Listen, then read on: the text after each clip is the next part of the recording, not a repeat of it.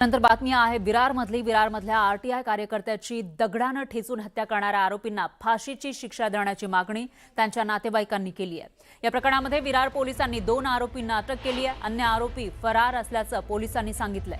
4 पथकं रवाना करण्यात आली आहे। आत्माराम पाटील मंगळवारी दुपारच्या सुमारास शिरगाव दगडखाणीच्या ठिकाणी मंडळाधिकारी प्रभाकर पाटील यांच्यासोबत गेले होते। मात्र यावेळी त्यांनी संगनमत करून वडिलांना संपवल्याचा दावा मृत आत्माराम पाटीलच्या मुलानं केलाय।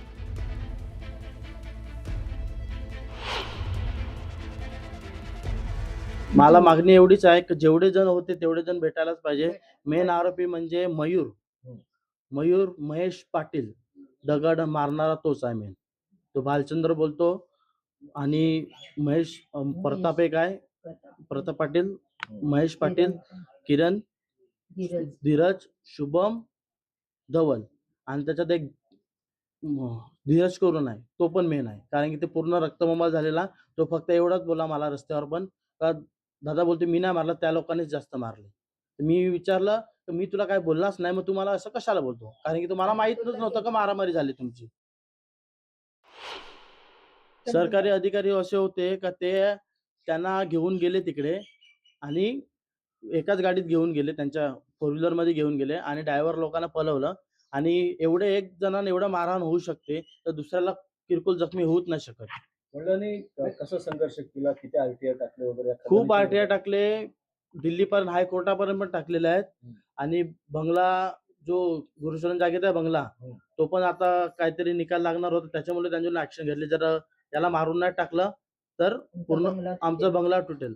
आणि सर्वात जास्त मेन महेश पाटील बोला याला आताच्या आता मारा, आता भेटलाय तर नंतर यो आपल्याला जगून देणार नाही। डोक्यात मोठे मोठे दगड ठेचून डगरांनी मोठे दगडाशी ठेचून त्यांची हत्या करण्यात आली। असं करायला नाही पाहिजे होतं। पोलिसाई खिसे भरले, भाड्या करून पैसे घेतले, खिसे भरले, त्याच्यामुळे येई ते प्लान करून त्यांची हत्या केली। असं करायला नाही पाहिजे होतं। काय मागणी आपली? आमची मागणी एकच का जी हत्या आहे ती मिळाली नाही, आरोपी त्यांना फाशी झाली पाहिजे।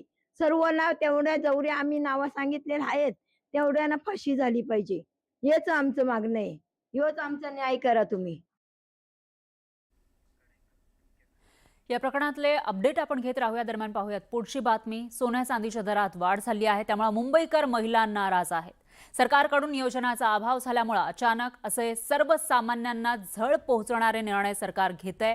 सरकारचा निर्णय अयोग्य आहे असं मुंबईकर महिलांनी न्यूज 18 मराठीवर आपली भावना व्यक्त केली आहे।